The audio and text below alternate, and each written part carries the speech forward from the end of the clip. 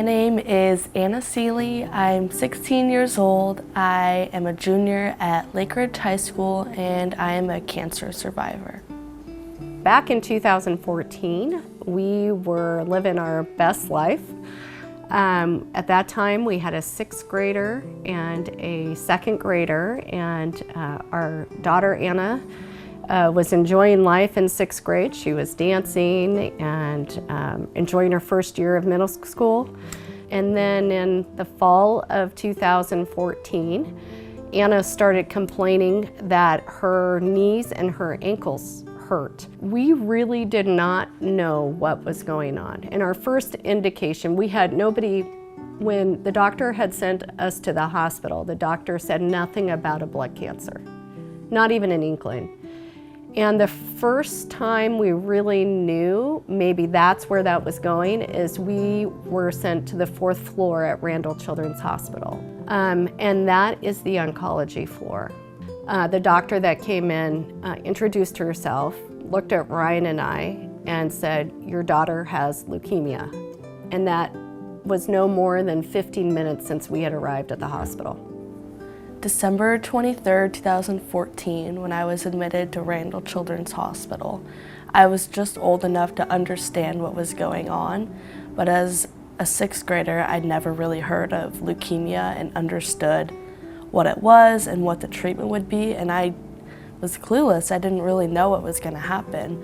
You know, we were in the hospital for 133 days.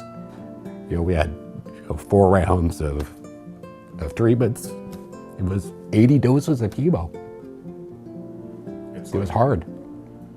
I was scared when I was diagnosed because, again, I didn't know what to expect or what was going to happen.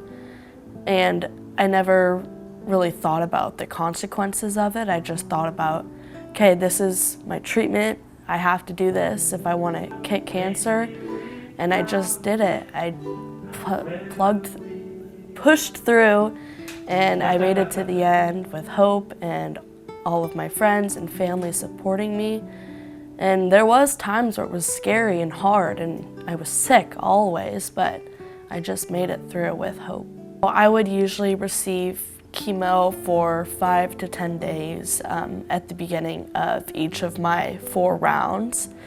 And those were the days that I felt the worst because chemo is toxic drug that's going into your body and you don't feel good at all. And then towards the end you start to feel better and you're waiting for your counts to get up, but it can be so frustrating. When the doctor comes in every day and says, "These are your counts, they're getting better, we're hoping that you'll be able to go soon," it's just like, it's a breath of fresh air because you know that the chemo is working and that you'll be able to go home soon and just feel like a normal kid again, because it's hard to when you're in the hospital and you don't have any hair, so it's really relieving when you can go home. When we really became aware of the Leukemia Lymphoma Society, it was really when we started doing our research when Anna was sick.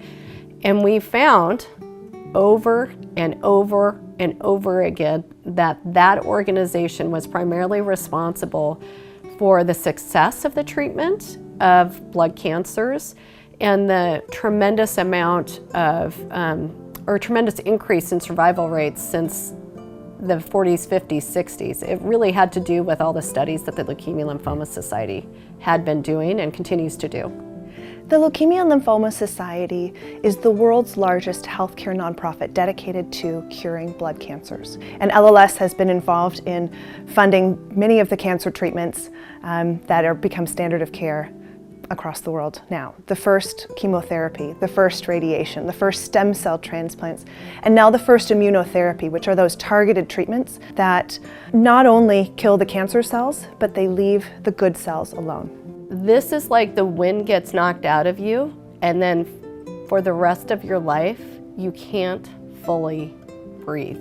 The Leukemia Lymphoma Society is so important to us because we strongly believe that other children, other adults with blood cancer should not have to have the same type of treatment that Anna did. It's not just blood cancer patients that we're helping. So many of the treatments that we have funded go on to help all cancer patients and even others too. Rheumatoid arthritis, multiple sclerosis, cardiovascular patients all benefit.